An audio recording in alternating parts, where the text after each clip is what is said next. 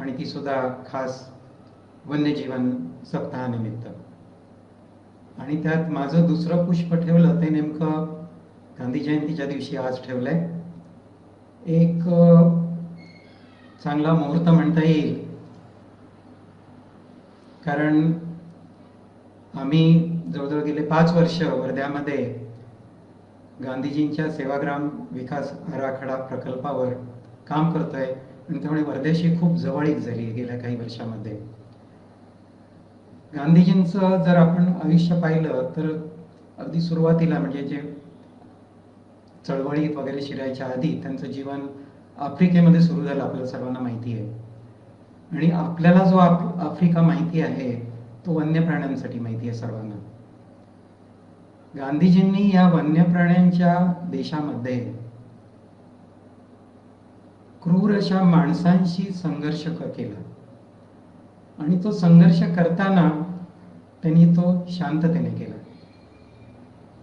गांधीजींचं व्यक्तिमत्व हे त्यातूनच पुढे उभारलं आणि आज ज्यांना आपण महात्मा म्हणतो ते महात्मा सामाजिकदृष्ट्या तर आहेतच, पण त्यामधून एक वेगळं हरित व्यक्तिमत्व निर्माण झालं.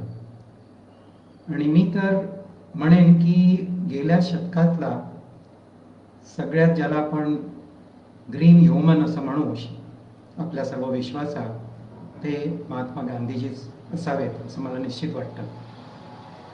त्यामुळे मला असं वाटतं की आपण यापुढे जीवनाची वाटचाल करताना नेहमी महात्मांचं बोट धरून शाश्वत विकासाकडे वाटचाल करायला पाहिजे. वर्धेकरांनी गेल्या वर्षी निवडणूक घेतली आणि नीलपंख म्हणजे इंडियन रोलर या पक्षाची वर्धा शहर पक्षी म्हणून निवड केली. आज गांधी जयंतीच्या मुहूर्तावर वर्ध्यामध्ये नीलपंखाचं शिल्प उभारलं गेलंय, साकारलं गेलंय. मला वाटतं त्या निमित्ताने, नीलपंखाच्या निमित्ताने, आपण वर्ध्याला एक वेगळी इकॉलॉजिकल आयडेंटिटी दिली आहे. म्हणजे आपल्यावर खरी जबाबदारी आली आहे आता. नुसती शिल्प पक्षांची उभी करून उपयोग नाही. आपल्याला आता ही इकॉलॉजिकल आयडेंटिटी सर्व वर्धेकरांना, आपल्याला सर्वांना ही सांभाळायला पाहिजे. मी आता तुमच्याशी माझ्या निसर्गानुभवांचे हितगुज करणार आहे. आणि हे माझे जे काही निसर्गाचे अनुभव सुरू झाले, माझ्या आठवणीत आहेत त्याप्रमाणे, ते बालपणापासून सुरू झाले. मी म्हणेन की मी तसा ज्याला आपण म्हणतो स्वातंत्र्य काळात जन्मलेला मिडनाईट चाइल्ड आहे मी. म्हणजे मी सप्टेंबर 47 मध्ये माझा जन्म झाला, आत्ताच वाढदिवस होऊन गेला. आणि त्यानंतरची जवळजवळ 1964 म्हणजे 15-16 वर्ष ही आपण बालपण आणि किशोरवय असं म्हणू. त्यामध्ये आमचे आई वडील आम्हाला कोकणातल्या आमच्या गावी घेऊन जायचे दर मे महिन्यात न चुकता. आम्ही मुंबईत जन्मलो, मुंबईत वाढलो, पण दर मे महिन्यात साधारण 2 ते 3 महिने आम्ही आमच्या गावी असायचो. सिंधुदुर्ग जिल्ह्यातलं वेंगुर्ल्या जवळचं ओडावडा म्हणून गाव आहे, तिथे असायचो. आणि तिथे आम्ही जे काही ते 2-3 महिने घालवायचो त्या लहानपणाच्या दिवसात, बालपणाच्या दिवसात, मला वाटतं कुठेतरी तिथे ह्या निसर्गाबद्दलचं एक प्रेम, आपुलकी, कुतूहल असं निर्माण झालं. मला आठवतं त्याप्रमाणे आम्ही तिथे एक छोटीशी नदी आहे, त्या नदीत आम्ही पोहायला जायचो. आणि तिथे पोहताना बऱ्याच वेळा गावातले इतर गावकरी असायचे, मजा यायची तिथे उड्या मारताना त्या डोहात वगैरे. आणि अनेक गावकरी तिथे मासे पकडायचे आणि आम्ही निरीक्षण करायचो त्या माशांचं. आणि नंतर काही दिवसांनी माझ्या लक्षात आलं की हे काहीतरी वेगळं आहे. म्हणजे इथे कधी गोड्या पाण्यातले मासे मिळतात तर कधी खाऱ्या पाण्यातले मासे मिळतात. आणि मी त्यांना विचारायचो. आणि मग नंतर काही वर्षांनी माझ्या लक्षात आलं की ही नुसती नदी नाही, ही खाडी आहे. म्हणजे जेव्हा समुद्राला उधाण येतं, भरती येते, त्यावेळी समुद्राचं पाणी या नदीमध्ये शिरतं मुखाकडून आणि मग त्यावेळी खारे मासे येतात समुद्रातले. आणि मग जेव्हा ओहोटी येते तेव्हा नेहमीप्रमाणे नदीचं गोडं पाणी होतं आणि मग त्यावेळी गोड्या पाण्यातले मासे येतात. इथेही एक प्रकारे माशांमधून आमच्या निसर्गाची एक शिकवणूक सुरू झाली तिथे. त्यावेळी कळत नव्हतं, पण काहीतरी वेगळं आहे एवढं दिसत होतं. आणि तिथे त्या गावामध्ये फिरताना अनेक जमती असायच्या. आम्ही खेळतच असायचो, सबंध दिवस मुंदडत असायचो. आणि तिथे भरपूर आमच्या आजूबाजूला चतुर असायचे, ड्रॅगन फ्लाईज. आणि त्यावेळी लहान असल्यामुळे निसर्ग संवर्धन संरक्षण वगैरे असला काही प्रकार माहिती नव्हता. तर आम्ही ते चतुर पकडायचो, त्यांच्या शेपटीला दोरी बांधायचो आणि पतंगासारखं त्यांना उडवायचो आणि मजा करायचो. खूप त्रास दिला त्या चतुरांना त्यावेळी. पण त्यानंतर रात्री पावसाळा सुरू झाला की काजवे चमकायला लागायचे आजूबाजूला. आणि मग मला, माझ्या भावाला, आम्हाला सर्वांना त्या काजव्यांचं खूपच आकर्षण असायचं. कधी कधी घरातही काजवे यायचे आणि आम्ही ते काजवे पकडायचो. आणि छोट्या बाटल्या असायच्या त्यावेळी इंजेक्शनच्या. आम्ही असा प्रयत्न करायचो की त्या काजव्यांना बाटल्यात जमा करायचं. आणि मग त्यावेळी वीज नव्हती गावामध्ये, कंदील लावायचो आम्ही. मग मला असं वाटायचं की आपण काजवे बाटलीत जमा करायचे आणि मग काजव्यांचा बल्ब करायचा, म्हणजे घरात आपोआप उजेड पडेल. अशी गंमत जम्मत चालायची. रात्री कोल्हे ओरडायचे आणि कोल्हे कधी कधी घराजवळही यायचे कोंबड्या पकडायला. फणसाच्या झाडावर सिमेट यायचं, रानमांजर, आणि तेही कधी कधी त्याचा आवाज यायचा, ओरडायचा. गंमत म्हणजे कोल्ह्यांची गंमत म्हणजे गावामध्ये माझ्या आठवणीत आहे त्याप्रमाणे प्रत्येक घरामध्ये कुत्रे असायचे आणि अनेक कुत्रे हे कोल्ह्यासारखे दिसायचे. मोठं झाल्यावर माझ्या लक्षात आलं की कदाचित जेव्हा कोल्हे गावात यायचे तेव्हा त्यांचा आणि गावातल्या कुत्र्यांचा कदाचित समागम होऊन संकरित कुत्रे सुद्धा जन्माला आले असतील गावामध्ये. आणि असं आम्ही ते एक निरीक्षण तिथे होत होतं. कधी कधी आम्ही तिथल्या डोंगरावर जायचो. तिथे वाघेरीचा डोंगर आहे, तिथे एक उपराळकराची देवराई आहे, फार सुंदर देवराई आहे. फार त्यावेळी कळत नव्हतं, पण जंगल अगदी छान, मजा वाटायची तिथे फिरायला. टेकडीवरून सबंध परिसर दिसायचा अख्ख्या गावाचा. तिथे गावातले लोक काही वेळेला शिकारीला जायचे आणि ससे आणि रानडुक्कर यांची शिकार व्हायची तिथे. ताव मारला जायचा नंतर त्या शिकारीवर, मेजवानी व्हायची त्यांची. कधी कधी आम्ही माझ्या मामा बरोबर सावंतवाडीला जायचो, मामाच्या घरी. आणि जेव्हा आम्ही ओढावड्याहून सावंतवाडीला जायचो, चालत जायचो त्यावेळी, किंवा कधी कधी सायकलने जायचो मामाच्या बरोबर डबल सीट बसून. मला आठवतं एकदा आम्ही त्या नरेंद्र डोंगर आहे तिथे, तो घाट येतो छोटासा, आणि त्या घाटातून जात असताना तर मामाच्या मनात धाकधूक व्हायला लागली. कारण कोकणातलाच प्रदेश असल्यामुळे भूताखेतांच्या फार कल्पना त्यावेळी होत्या सर्वांच्या मनामध्ये. आणि या भूताखेतांच्या कल्पना असल्यामुळे त्यावेळी मामा मला म्हणाले, चला आपण फटाफट जाऊ. आणि मला वाटतं हे काहीतरी इथे अपघात झाला होता मागच्या वेळी, तर कदाचित कोणाच तरी भूत आहे त्या मुलाचं आणि ती शीळ आपल्याला ऐकू येते. असं करत करत आम्ही गेलो. ती शीळ माझ्या डोक्यामध्ये होती कित्येक वर्ष नंतर, आणि आम्ही विसरून गेलो. त्यानंतरच्या पुढच्या काळामध्ये जेव्हा मी मुंबई नॅचरल हिस्ट्री सोसायटीच्या संपर्कात आलो आणि आम्ही एकदा असंच पावसाळ्यात एका निसर्ग सहलीसाठी गेलो होतो, आणि अचानक जवळजवळ ती कित्येक वर्षांनी, म्हणजे जवळजवळ 15-20 वर्षांनी, पण माझ्या डोक्यात असलेली ती नरेंद्र डोंगरातली शीळ मला पुन्हा ऐकू आली. म्हणून माझ्या बरोबरच्या सहकार्याने विचारलं की हे काय आहे, कोणाचा आवाज आहे हा? तर त्यावेळी आमचे डॉक्टर अमलाडी म्हणून होते, पक्षी निरीक्षक, ज्येष्ठ पक्षी निरीक्षक. ते मला म्हणाले, त्यांनी पुन्हा नक्कल केली आणि ते म्हणाले, अरे हा शीळ कस्तूर आहे, म्हणजे विस्लिंग बर्ड आहे हा, आणि विस्लिंग थ्रश म्हणतात त्याला. तर विस्लिंग थ्रश हा मला नंतर कळला. पण ज्यावेळी नरेंद्र डोंगरात भूत म्हणून समजलं गेलेली शीळ होती, ती त्या शीळ कस्तुराची होती, आणि ती इतकी सुंदर, इतकी माणसासारखीच होती. आणि मग सलीम पुस्तक वाचताना त्यालाच त्यांनी वेस्लिंग स्कूल बाय का म्हटलंय तेही लक्षात आलं. मुंबईमध्ये आम्ही लहानाचे मोठे झालो, आणि मुंबईतली आमची वन्य प्राण्यांची ओळख म्हणजे अगदी साधी होती. राणीच्या बागेत, म्हणजे तिथे जे प्राणी संग्रहालय आहे, तिथे आम्ही कधी कधी जायचो आणि मग तिथे ते पिंजऱ्यातले सगळे कधी सिंह, वाघ असे अनेक प्राणी तिथे बघायला मिळायचे. आवडले नाहीत कधी, पण प्राण्यांची ओळख झाली. ते पिंजऱ्यातले प्राणी बघून कसंच व्हायचं त्यावेळी सुद्धा. दुसरी आणखी प्राण्यांची ओळख मुंबईत झाली ती म्हणजे सर्कसमधून. त्यावेळी ग्रेट रॉयल सर्कस, इतर अनेक सर्कस मुंबईत यायचे आणि आम्ही आवर्जून जायचो बघायला. खूप मजा यायची. प्राणी बघायला मिळायचे आणि इतरही कसरती ज्या चालायच्या त्या सर्व आम्ही अतिशय एन्जॉय करायचो. खूप मजा यायची. एका दृष्टीने मला असं वाटतं की हे सगळं एक निसर्गाचं प्रेम आणि निसर्गाची आवड, आणि ते बघत असताना जे डोक्यामध्ये काहीतरी कुतूहल निर्माण झालं, त्या कुतूहलातून माझी पुढची वाटचाल सुरू झाली आणि ती काहीशी निसर्ग भ्रमंतीकडे चालू गेली.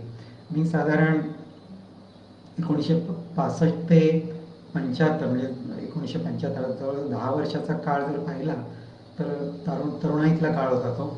आणि त्यावेळी आव्हानं होती सगळी निसर्गातली ती झेलायची होती.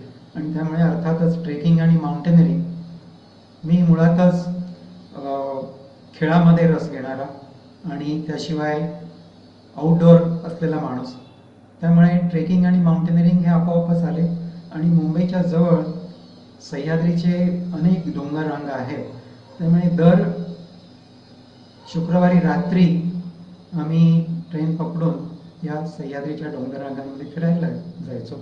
आणि अशा सगळ्या निसर्ग भ्रमंती या डोंगर कपारीतून आमच्या सुरू झाल्या. त्यानंतर सह्याद्रीतून मग सातपुडा, मग हिमालय, अशा या निसर्ग भ्रमंती सुरू झाल्या. त्यामधून अर्थातच निसर्ग निरीक्षण वगैरे काही नव्हतं, पण निसर्ग परिसरात राहणं आणि हे खूप आवडायचं. अगदी झोपून जायचो आम्ही, परत यायचं असं कधी वाटायचं नाही.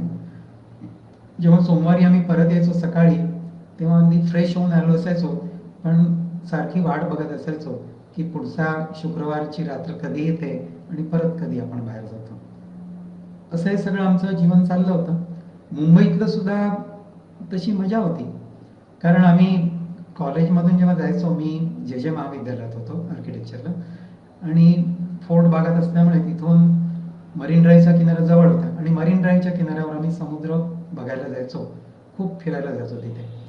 आणि मग त्या समुद्राची जी एक जवळीक झाली, तिथून अनेक गोष्टी झाल्या. कधी कधी नरिमन पॉईंटच्या तिथल्या खडकाळ याच्यावर जायचो, तिथे खेकडे असायचे पुष्कळ, आणि आम्ही ते खेकडे पकडायचो, त्या खेकड्यांबरोबर खेळायचो. गिरगावच्या चौपाटीवर जायचो, तिथे कधी कधी सी हॉर्सेस मिळायचे, दिसायचे. त्यावेळी काहीतरी वेगळं दिसायचं, कळत नव्हतं, पण शंख शिंपले पुष्कळ दिसायचे, त्याच्यामध्ये आवड होती, ते गोळा करायला सुरुवात केली होती. जुहूच्या चौपाटीवर जायचो फिरायला, तिथेही असंच काही काही दिसायचं.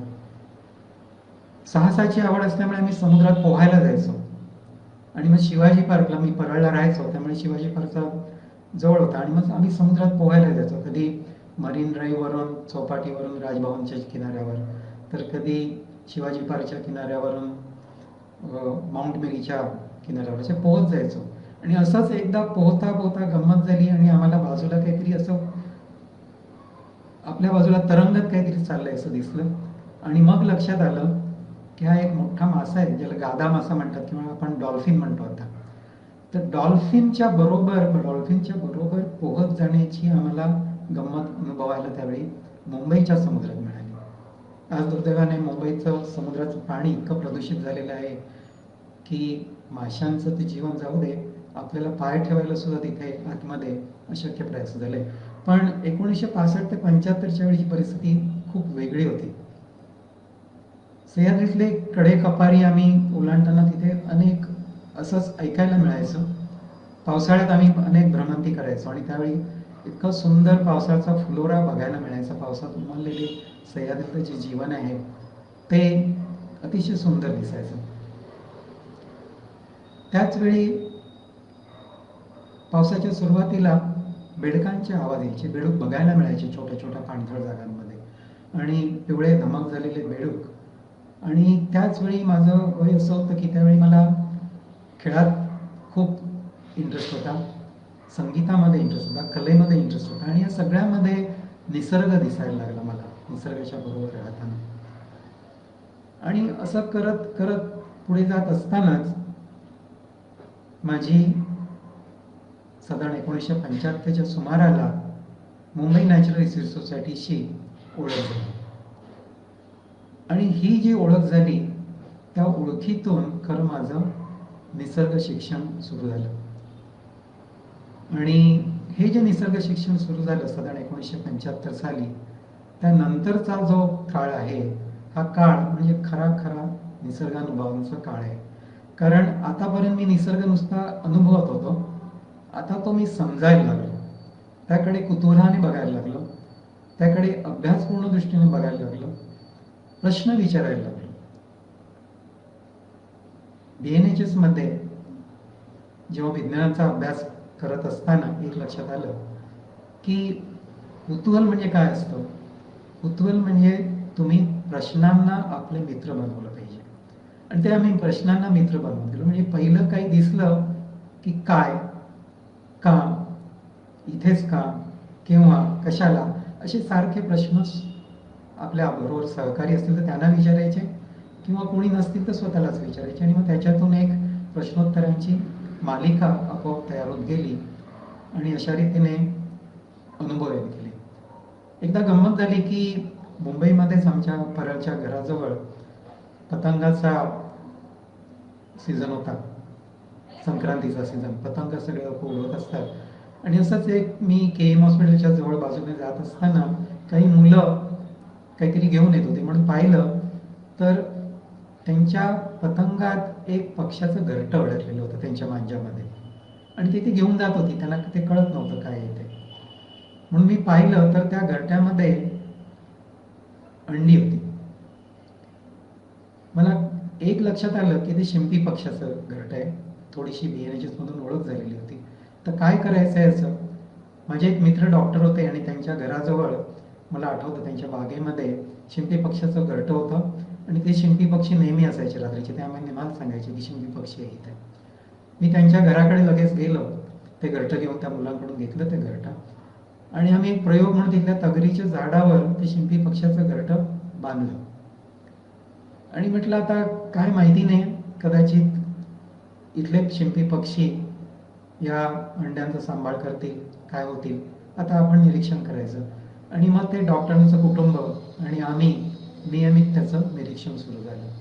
आणि गंमत अशी की काही दिवसातच, 1-2 दिवसातच त्या तिथल्या शिंपी पक्ष्यांनी ते घरटं स्वीकारलं आपलं म्हणून. त्यांची अंडी उडवायला सुरुवात केली. त्याच्यातून नंतर पिल्लं बाहेर आली आणि ती पिल्लं मोठी होऊन नंतर उडाली सुद्धा. ते निरीक्षण जेव्हा मी BNHS मध्ये तिथले माझे जे सहकारी होते त्यांना सांगितलं तेव्हा विश्वास बसत नव्हता कोणाचा. आणि तिथे सर्वजण वैज्ञानिक होते, ते असे होते की कशावर असा सहसाची विश्वास, प्रूफ पाहिजे, त्यांना पुरावा पाहिजे. म्हणून मग त्यावेळी माझी हुमायून अब्दुल अलीशी ओळख झाली. सलीम अलींचे ज्येष्ठ सहकारी, अतिशय मोठे पक्षीतज्ञ होते. आणि हुमायून अब्दुल अलींनी मला त्यावेळी अक्षरशः माझी उलट तपासणी घेतली आणि मग सगळे प्रश्न त्यांनी विचारले ते. आणि मग त्यांना थोडंसं वाटायला लागलं की हा काही थापा मारत नाही, खरंच बोलतोय. आणि मग त्यांनी मला पुढे सांगितलं की आता तू याच्यावर नोट लिह. मी म्हटलं ठीक आहे, मला काय माहिती नाही पण जे काय आहे ते मी लिहितो. आणि असं करत करत हुमायून अब्दुल अलींनी माझ्याकडून एक पहिली रिसर्च नोट लिहून घेतली आणि ती BNHSच्या शोधपत्रिकेमध्ये, जर्नलमध्ये नंतर प्रकाशित झाली. निसर्ग अभ्यास असा सुरू झाला माझा. शिंपी पक्ष्याचं घरटं तर होतच, पण जेव्हा आम्ही BNHSच्या बरोबर निसर्ग निरीक्षणासाठी जायचो त्यावेळी आम्ही संजय गांधी नॅशनल पार्क आता ज्याला म्हणतात, म्हणजे बोरिवली नॅशनल पार्कमध्ये जायचो. आणि BNHSच्या त्यावेळच्या सहकाऱ्यांना कदाचित आठवत असेल की त्यावेळी महिन्यातून एकदा आम्ही पक्षी गणना करायचो. त्यावेळी असं नियंत्रण नव्हतं, आम्ही जाऊ शकायचो. आणि जवळ 7 किलोमीटरचा जो मार्ग आहे तुळशी तलावापर्यंत, तिथपर्यंत आम्ही असे विभाग केले होते आणि एकेका ग्रुपने आम्ही तिथे दर महिन्याला निरीक्षण करायचो, साधारण सकाळी 7 ते 8 मध्ये. आणि त्याची नोंद केली जायची, पक्षी गणना व्हायची. त्यावेळी मला पक्ष्यांमध्ये एवढा खास विशेष इंटरेस्ट नव्हता. माझा जास्त इंटरेस्ट होता वनस्पतींमध्ये, म्हणून मी वनस्पतींचं निरीक्षण करायचो. आणि एकदा असंच वनस्पतींचा गोळा करताना त्याच हुमायून अब्दुल्लाने मला पकडलं आणि मला विचारलं की तू राष्ट्रीय उद्यानामधून पक्ष्यांचे वनस्पतींचे नमुने गोळा करतोयस, कशासाठी करतोयस? मी त्यांनी सांगितलं मी अभ्यास करतोय, मी झेवियर्स कॉलेजमध्ये जातो आणि तिथल्या हर्बेरियममध्ये अभ्यास करतोय याचा. ते म्हणाले तू खरोखरच जर अभ्यास करत असशील तर त्यांनी मला काही त्यांच्याजवळ टेस्ट ट्यूब सारख्या बाटल्या होत्या, त्या बाटल्या दिल्या आणि त्यांनी मला सांगितलं की तू वनस्पतींचा अभ्यास करतोस ना, मग आता जेव्हा जेव्हा अभ्यास करशील तेव्हा तिथल्या ज्या काही तुला खाली पडलेल्या फळांच्या बिया वगैरे मिळतील त्या बिया गोळा करत जायच्या आणि मग माझ्याकडे घेऊन यायच्या. मला वाटलं चला हुमायून अब्दुल्लासारख्या संशोधकांनी आपल्याला एवढं काम दिलंय, आपण करूया. त्याचा काय उद्देश काय होता तो मला माहिती नव्हता, त्यांनी मला सांगितलं नाही, एक कोडं टाकलं माझ्यासमोर आणि मी सुरुवात केली. आणि मग साधारण 3-4 आठवड्यानंतर काही बिया जमा झाल्या, त्या घेऊन मी त्यांच्याकडे गेलो NHS मध्ये. तेव्हा त्यांनी मला सांगितलं त्यांचा काय उद्देश होता तो. ते म्हणाले की तू वनस्पतींचा अभ्यास करतोय, मी पक्ष्यांचा अभ्यास करतोय. बरेचसे पक्षी वनस्पतींवरच अवलंबून असतात आणि काही वनस्पतींचं परागीभवन हे पक्ष्यांमुळे होतं. यांचं जे एकत्रित सिम्बायोसिस आहे ते आपण बघूया. आणि मी काय अभ्यास करतोय तर तू या बिया आणलेल्या आहेस, माझ्याकडे पक्ष्यांच्या विष्ठा आहेत, त्या पक्ष्यांच्या विष्ठांमध्ये काही बिया मला दिसत आहेत. आता तुला माहिती आहेत की या बिया कोणत्या वनस्पतीच्या आहेत आणि आता मला कळेल की या पक्ष्याने खाल्लेल्या या बिया त्या फळांच्या आहेत. असं आपण त्यांची एक जोड लावू आणि मग वनस्पती आणि पक्षी यांचा संबंध आपण जोडण्याचा प्रयत्न करू. हुमायून अब्दुल्लांच्या या छोट्या प्रकल्पातून माझं असं एक संशोधन सुरू झालं. BNHS मधून आम्ही अनेक प्रकल्प तिथे, जसं आता पक्षी गणनेचं मी सांगितलं तसं आणखी एक प्रकल्प आम्ही केला. आम्ही तिथे छोटे छोटेसे प्लॉट केले होते आणि जैवविविधतेचा अभ्यास आम्ही तिथे सुरू केला होता. म्हणजे दर आठवड्याला आम्ही तिथे जायचो आणि 1 तास त्या प्लॉटवर बसायचो आणि तिथे काय तिथल्या वनस्पती कुठच्या आहेत त्याचं मी मॅपिंग केलं होतं. तिथे कोणते पक्षी येतात, तिथे कोणते कीटक दिसतात, वनस्पतींची वाढ कशी झाली आहे, काय झाले, असं निरीक्षण जैवविविधता जवळजवळ वर्षभर आम्ही केलं. आणि मग त्याच्यातून आम्ही 7-8 जणांनी असं केलं आणि त्याच्यातून एक अहवाल सादर केला. हा संशोधन मोठं काही फार संशोधन नव्हतं, पण त्याच्यातून आम्हाला एक जी जाण व्हायला लागली जैवविविधतेचं, त्याचं महत्त्व कळायला लागलं. त्या महत्त्वाचा उपयोग नंतर पुढच्या आयुष्यात खूप होत गेला हे मला आज जाणवतं. असाच आणखी एक प्रकल्प होता, मजेदार होता आणि ती मी खास तुम्हाला सांगतोय कारण संजय गांधी नॅशनल पार्कमध्ये, बोरिवली नॅशनल पार्कमध्ये खूप बिबळे वाघ आहेत, आजही खूप बिबळे आहेत, त्यावेळी होते. आणि त्या बिबळ्यांचा अभ्यास करण्यासाठी म्हणून BNHSचा एक छोटासा प्रकल्प त्यावेळी राबवला जात होता आणि त्या प्रकल्प वेगळ्या पद्धतीचा होता. BNHSने काही, आता कदाचित काही जणांना त्यामध्ये क्रूरता वाटेल, पण संशोधन करताना कधी कधी अशी क्रूरता केली जाते. ती संशोधनासाठी असते, शास्त्रीय संशोधनासाठी. तर तिथे काही गावांमध्ये, तिथे पाडे आहेत छोटेसे, त्या गावकऱ्यांच्या मदतीने काही बकऱ्या पाळलेल्या होत्या आणि दर महिन्यातून साधारण एकदा काही ठराविक ठिकाणी, पाणवठ्याच्या ठिकाणी त्या बकऱ्या बेट म्हणून बांधल्या जायच्या. आणि मग आम्ही काही जण निरीक्षक तिथे थांबायचो उंचवट्यावर, दूरवर, आणि मग रात्रभर तिथे घालवायची आणि बिबटा तिथे येतो का किंवा दुसरे कुठचे प्राणी तिथे येतात का हे तिथे निरीक्षण करायचं. शक्यतो चांदण्या रात्री ते व्हायचं, पौर्णिमेच्या रात्री. अशात एका रात्री कान्हेरीच्या जवळच्या एका ठिकाणी आम्ही निरीक्षणाला गेलो होतो. तिथे खाली उतारावर एक झाडाखाली जिथे चांदणं छान पडत होतं आणि आम्हाला दिसू शकत होतं, अशा ठिकाणी ती बकरी बांधली होती. बकरी बिचारी किंचाळत होती, तिला काही समजत नव्हतं काय आहे ते, पण ती अस्वस्थ झालेली होती. आम्ही उंचवट्यावरून निरीक्षण करत होतो. साधारण आम्ही 7-7:30च्या सुमाराला तिथे बसलो होतो. 5-6 जण होतो आम्ही. शांतपणे, आवाज नाही करायचा, खोकायचं नाही, शिंकायचं नाही, काही नाही, अशा सूचना दिलेल्या होत्या. टॉर्च होते आमच्याजवळ, पण सगळे आम्ही शांतपणे बसलो होतो. 8 वाजले, 9 वाजले, 10 वाजले. काही काही आवाज येत होते, निंदळ्या, नाईट जारचे, रातव्याचे, घोड्यांचे काही आवाज येत होते, पण बिबळ्याचे काही नव्हते. बकरी मात्र अधूनमधून के काढत होती. काही थोड्या वेळाने अनेक जण पेंगायला लागले आमच्यापैकी. आम्ही एक दोघं जण कसे बसे जागा राहण्याचा प्रयत्न करत होतो आणि एक दोघं जण झोपले आणि अचानक बकरीचा एक वेगळाच असा आवाज आला आणि काहीतरी आवाज आला म्हणून आम्ही दोघांनी पाहिलं तर समोर आम्ही ज्या झाडाखाली बसलो होतो त्या झाडाच्याच वर एक बिबळ्या बसलेला होता आणि त्यांनी झेप घेऊन काही क्षणार्धात त्या बकरीला तोडून तिथून पळवलं. अक्षरशः निमिषार्धात, म्हणजे मला आता सांगताही येत नाही की मी बोलतोय आणि त्याच्या किती क्षणार्धात ते घटना घडून गेली. आणि मी आमच्या बाजूच्या सर्वांना उठवलं आणि जेव्हा त्यांना कळलं की आपण जिथे बसलो होतो त्या झाडाच्या वर तो बिबळ्या बसला होता, आपल्याला पाहत होता, कधीच आपलं निरीक्षण करत होता आणि आपण बेसावत आहोत असं कळल्याबरोबर त्यांनी झेप घेऊन ते बकरीचं भक्ष त्याने पळवलं आणि तो निघून गेला क्षणार्धात. अक्षरशः अंगावर शहारे आणणारा अनुभव होता तो. आणि आम्ही कितीतरी वेळ असे मंत्रमुग्ध होऊन बघत होतो, एकमेकांशी बोलत होतो हे काय झालं. आणि आमच्या बरोबरचे दोघ जण इतके घाबरले होते, ते कल्पनाही करू शकत नव्हते की आपल्या डोक्याच्या वर बिबळ्या बसलेला होता. कदाचित त्याने आपल्यावरही उडी मारली असती. त्यातला एक जण इतका घाबरून गेला होता की त्यानंतर पुढे त्याने जंगलात येण्याचं सुद्धा सोडलं, राष्ट्रीय उद्यानात येण्याचं सुद्धा सोडलं. कदाचित त्याने निसर्ग निरीक्षण सुद्धा कायमचं सोडलं असेल. असा हा एक अनुभव बिबळ्याचा. असाच दुसरा एक अनुभव माझ्या ट्रेकिंग मधून आला, कारण मी त्यावेळी ट्रेकिंग खूप करायचो, बीएनएचएसच्या सहली घेऊन जायचो. आणि एक सहल आम्ही हरिश्चंद्रगडच्या किल्ल्यावर गेली होती. मुंबईच्या जवळ माळशेजच्या जवळ हरिश्चंद्रगड म्हणून फार सुंदर किल्ला आहे, खूप प्रसिद्ध आहे वनस्पतींच्यासाठी. आणि त्या किल्ल्यावर आम्ही सर्वजण गेलो, ट्रेकिंग करत चढत चढत चढत चढत वर गेलो. सर्वजण काही ट्रेकर्स नव्हते, सर्व निसर्गप्रेमी होते, पण मी त्यांना घेऊन गेलो होतो. सगळेजण दमले.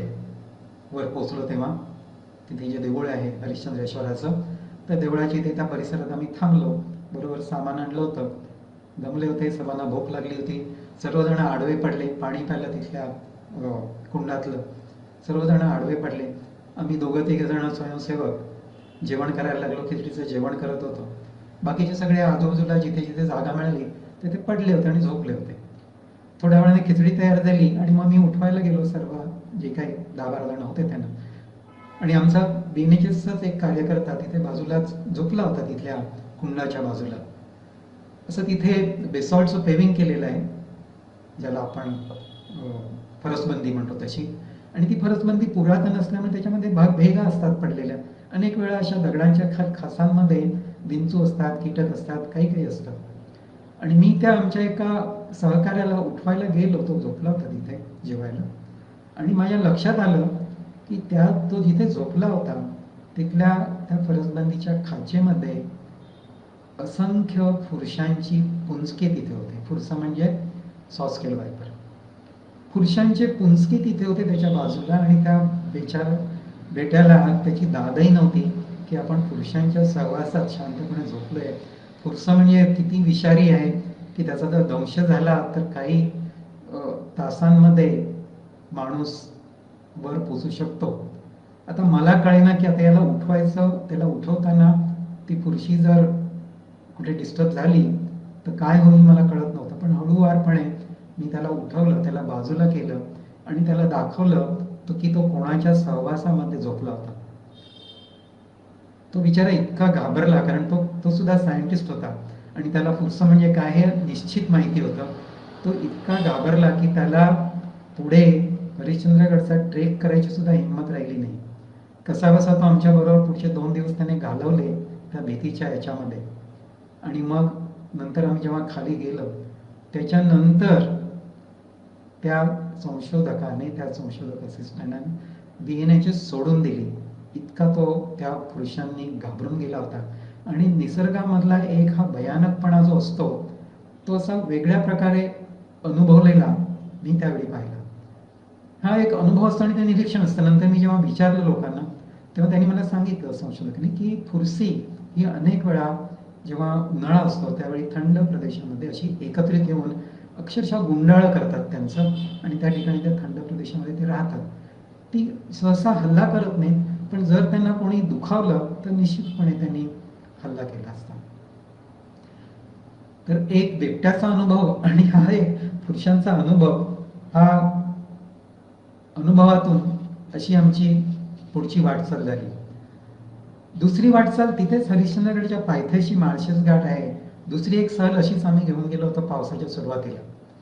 आणि पावसाच्या सुरुवातीला हरिश्चंद्रगडचा आणि माळशेजगडचा परिसर हा अक्षरशः धुक्याने वाचून जातो, आणि इतका धुक्याने भरलेला असतो की त्यावेळी आम्ही तिथे वर गेलो आणि तिथे नुकतंच एक NTDCचं रेस्ट हाऊस आलं होतं, अजून उघडलं नव्हतं, पण आम्ही तिथेच राहिलो. जागा होती तिथे, दुसरा आसरा नव्हता, आणि धुक्याने सगळं भरलेला होता. कोकणकडा समोर दिसत होता. तो जो किनारा आहे तिथे सुद्धा छान सबंध दरी दिसते. असे पावसाळ्यातले सगळे ढग वर येत होते, धुकं पसरलं होतं, काही दिसत नव्हतं. हळूहळू संध्याकाळ झाली, आम्ही सर्व त्या किनाऱ्यावर फिरत होतो. सर्व पक्षीप्रेमी होती, पक्षी बघायची, तिथला फुलोरा बघायचा, वनस्पती बघायच्या निरीक्षणात सगळे दंगलो. आणि मग आता संध्याकाळ झाली, चहा प्यायच्यासाठी म्हणून रेस्ट हाऊसमध्ये आलो. संध्याकाळ झाली, रात्र झाली, तिथला मोठा हॉल होता, आणि अचानक एक आमचा मित्र आला. तो म्हणाला, अरे इथे काहीतरी होतंय. म्हणून आम्ही बाहेर गेलो बघायला, तर एक पक्षी तिथे आला होता आणि तिथे आदळून मरून पडला होता. तो बघतोय काय पक्षी आहे म्हणून आम्ही गोळा करतोय, तेवढा दुसरा पक्षी आला आणि तिथल्या काचेच्या तावदानावर आदळला. असं म्हणता म्हणता त्या 1-2 तासामध्ये साधारण 10 ते 15 वेगवेगळ्या जातींचे पक्षी तिथे आम्हाला जखमी झालेले किंवा मरून पडलेले येत असलेले आढळले. मला आठवण झाली, कुठेतरी वाचलं होतं की जतिंगा, ईशान्य भारतामध्ये जतिंगा म्हणून ठिकाण आहे, तिथे पक्षी आत्महत्या करतात. पण हे पक्षी आत्महत्या करतायत का इथे येऊन मरतायत, का धुक्यामुळे त्यांना दिसत नाही, ते आम्हाला काही कळत नव्हतं. आणि मग आम्ही ती एक रात्रभर आम्ही ती पक्षी गोळा करण्यामध्ये घालवले.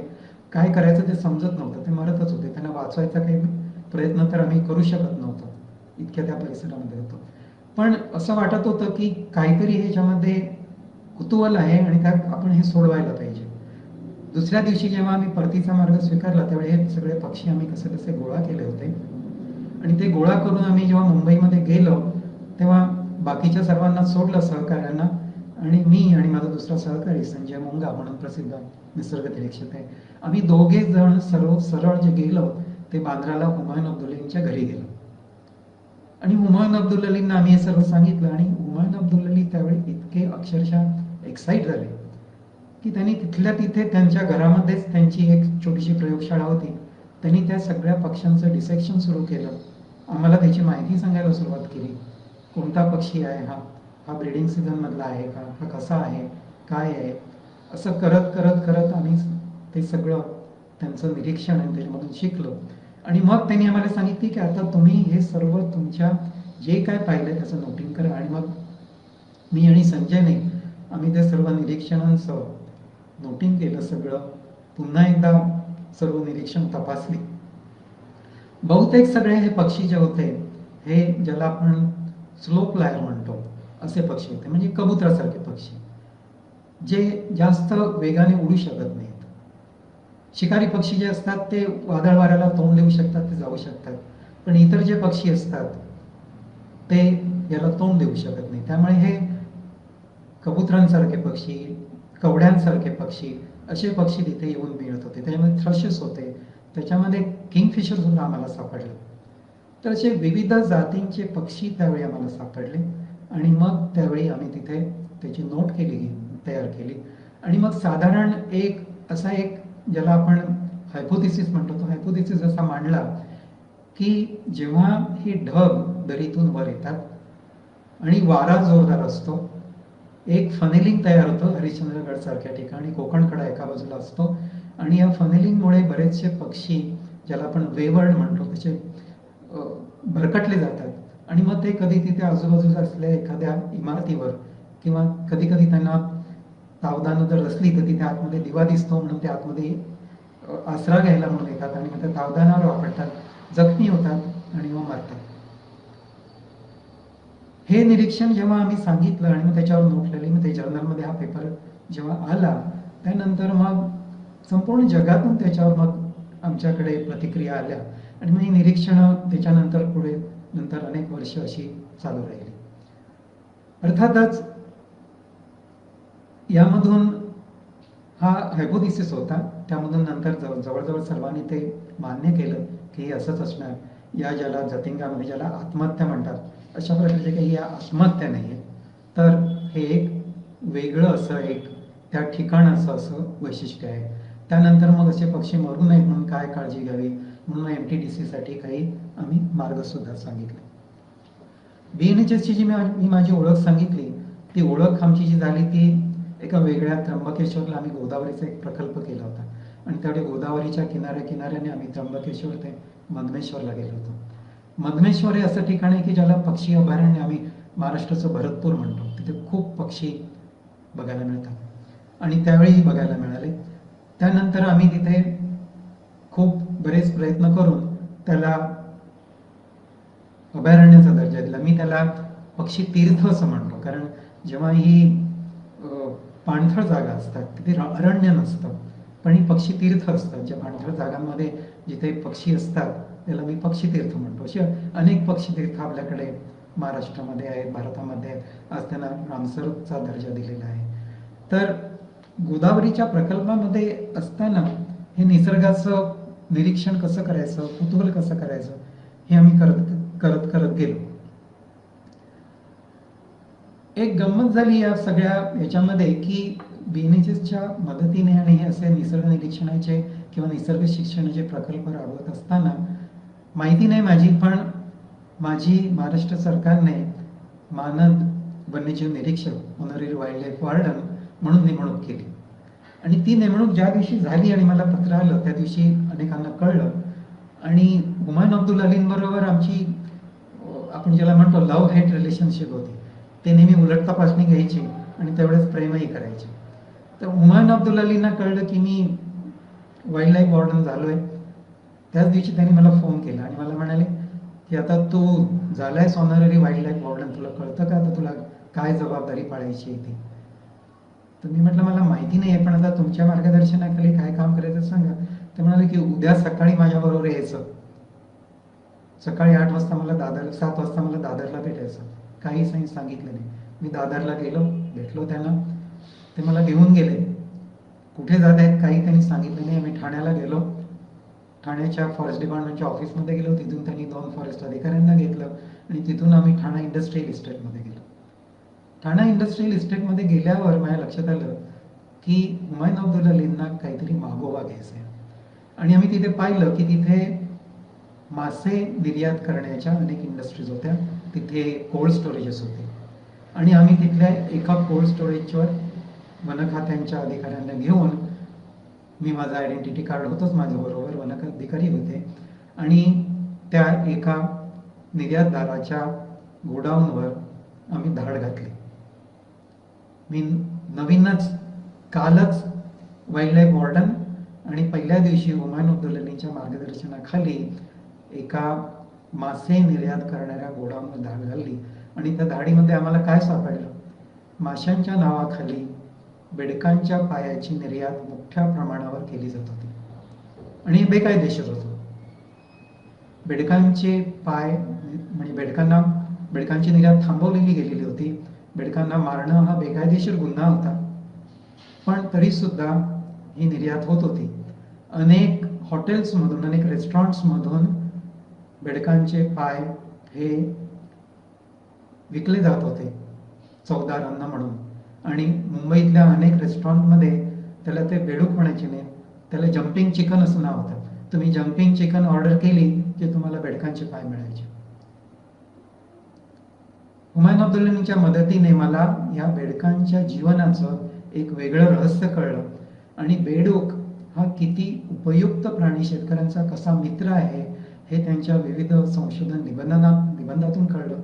त्यामधून मग कर्नाळ्याला एक मोठी कॉन्फरन्स झाली होती.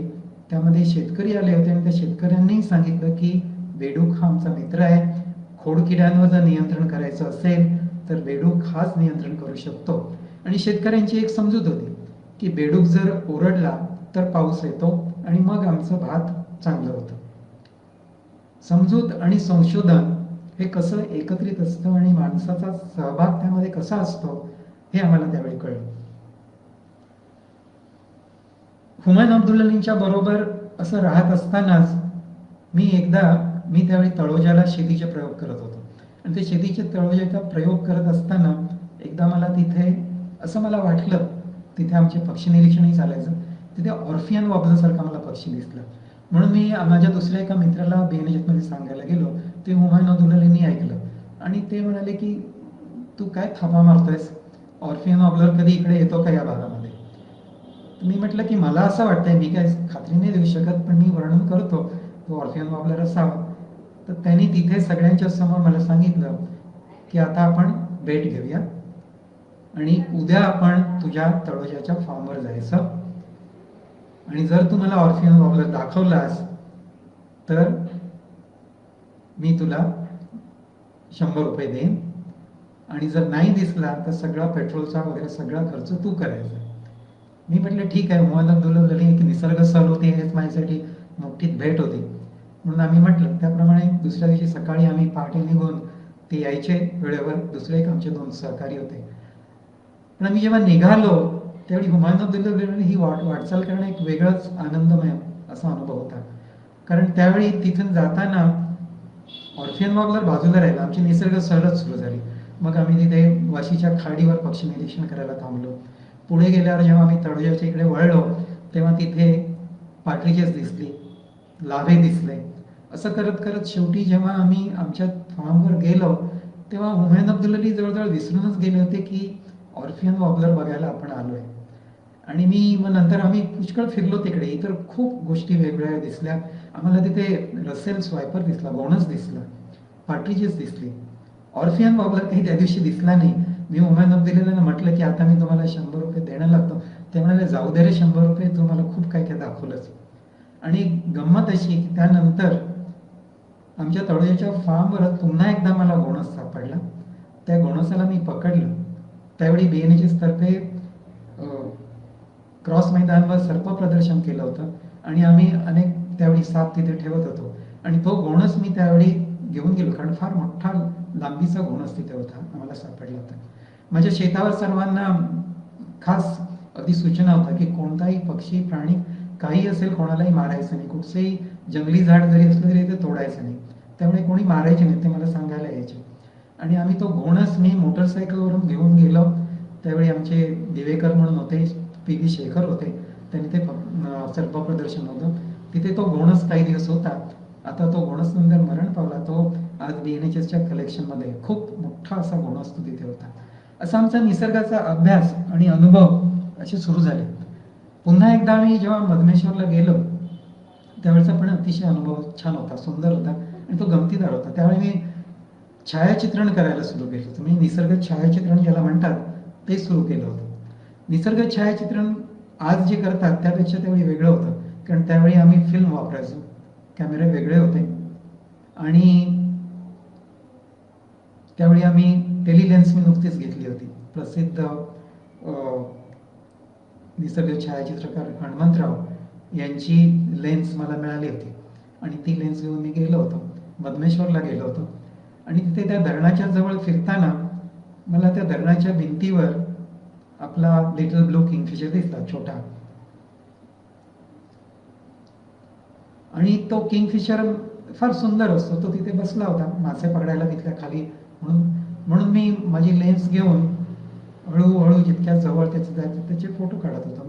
माझं संपूर्ण लक्ष त्या किंगफिशरकडे होतं. कदाचित त्या किंगफिशरचं लक्ष सुद्धा माझ्याकडे होतं. आणि काय माहिती नाही, अचानक माझ्या लक्षात आलं की माझ्या त्या लेन्समधून दिसणारा किंगफिशर अचानक नाहीसा झाला. म्हणून मी लेन्सवरचे, कॅमेऱ्यावरचे डोळे काढून बाजूला बघितलं तर एक मोठा शिकारी पक्षी उडत पलीकडे चालला होता. आणि मग माझ्या लक्षात आलं की त्या शिकारी पक्षाने त्या किंगफिशरला आपल्या टॅलन्समध्ये पकडले. मग माझी धावपळ सुरू झाली त्या शिकारी पक्षाच्या मागावर जायची. तो हळूहळू गेला पुढे उडत उडत आणि खाली त्या नदीच्या पात्रामध्ये खडकावर उतरला.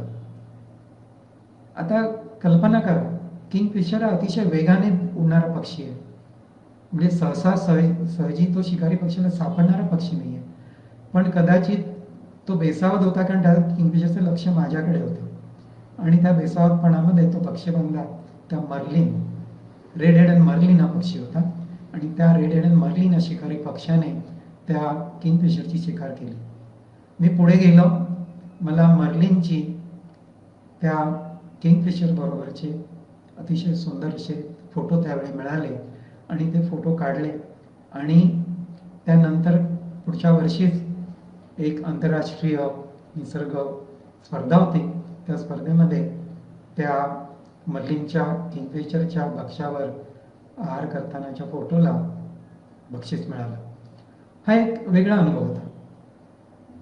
आज जे छायाचित्रण चालतं ते वेगळ्या प्रकारे छायाचित्रण चालतं.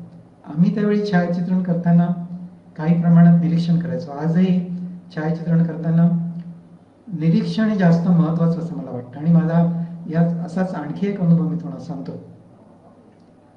माझी पत्नी ही निसर्ग अभ्यासक आहे आणि तिने जायंट स्क्विरल, शेकरूवर अभ्यास केलाय.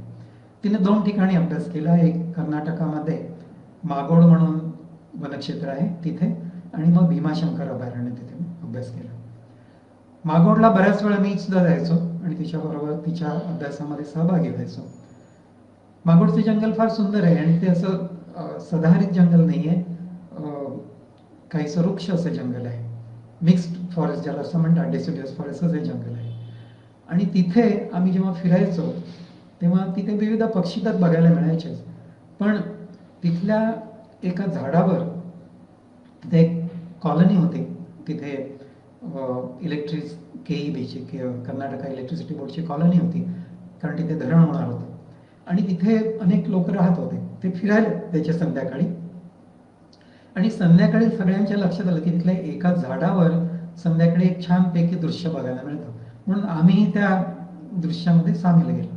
तर संध्याकाळी काय व्हायचं, सर्वजण तिथे जमायचे, तिथे त्या किनाऱ्यावर बसायचे, रस्त्याच्या किनाऱ्यावर.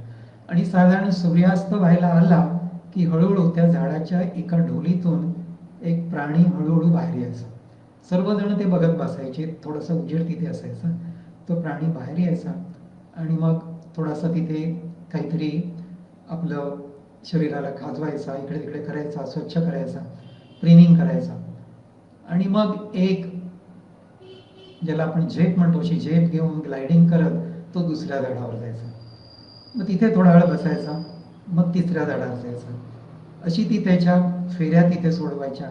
आणि अक्षरशः असंख्य तिथले त्यावेळीचे जे आमची गावकरी आणि तिथले सगळे KEBचे जे सहकारी होते ते सर्व जणांना तिथे छान अशी एक ते दृश्य तिथे त्या बघायला मिळायचं. आणि काय होता हा प्राणी, अनेकांना तो वाटायचा तो पक्षी असेल, काही जणांना वाटायचं तो वटवाघूळ असेल. ती होती उडणारी खार, ज्याला आपण फ्लाइंग स्क्विरल असं म्हणतो. कर्नाटकामध्ये तिथे त्याला हारबेकू म्हणतात, म्हणजे फ्लाइंग कॅट म्हणतात त्याला. आणि अक्षरशः दर दिवशी तिथे संध्याकाळी ते दृश्य बघायला तिथे लोक जमायचे आणि कोणाची अपेक्षा भंग त्या उडत्या खारीने तिथे केली नाही. आम्ही एकदा जंगलात फिरताना असंच एका झाडावर एक अशी ढोल दिसली आणि आमचा जो एक असिस्टंट होता, सिद्धी असिस्टंट होता, त्यांनी आम्हाला सांगितलं की इथे पण बहुतेक हे या हारबेकूचं म्हणजे ज्या फ्लाइंग स्क्विरलचं घरटं असणार. आम्ही दिवसा होतो. फ्लाइंग स्क्विरल ही संध्याकाळची उडते आणि ती रात्रीची फिरते.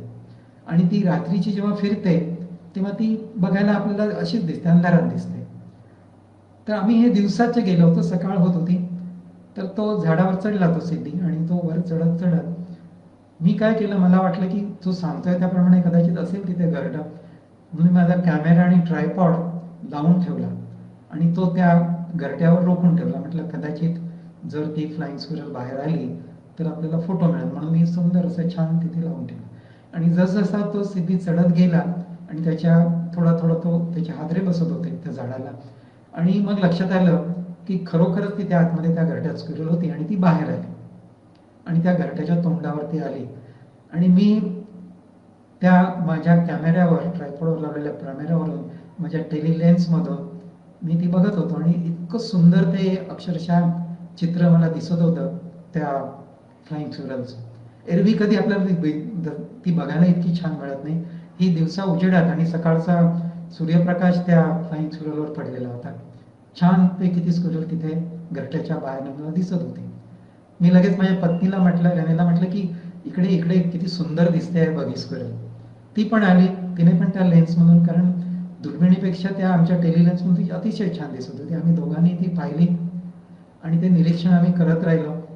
काही वेळाने ती स्क्विरल तिथून उडाली आणि बाजूच्या झाडावर गेली. आणि मग माझ्या लक्षात आलं की मी क्लिक करायला विसरलो, राहून गेलो. जायंट फ्लाइंग स्क्विरलचा एक सुंदर फोटो मला मिळाला असता, तो गेला.